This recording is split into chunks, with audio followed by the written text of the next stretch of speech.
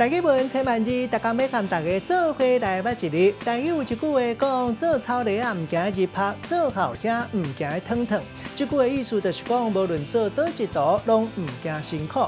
今仔日要甲大家小解这一日，咱同齐来看到，这就是礼草泥啊的礼，读礼的礼，第八条，嘛有腔口读做礼，这拢是白音。礼就是用竹啊边的帽啊，会当用来遮日杂货，咱讲泥啊、过泥啊。另外，用大架草边的泥啊，咱会特别讲是草泥啊。这日文音读做立，同款是第八条。带大家做伙来小解这两个词。头一个读做架行礼，这就是咱讲的斗泥啊，嘛有人直接讲泥啊。第二个词读做月底礼，嘛有人讲是月尾考，意思就是月娘上界外口有光的月圆。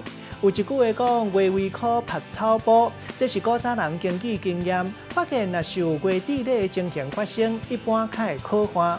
咱用一句话来举例，甲这两个例甲做伙。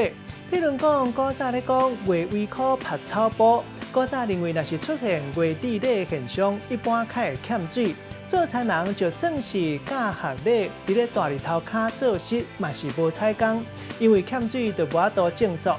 今仔日小解这一日读做礼，这是白音，另外文音读做立，提供予观众朋友来参考。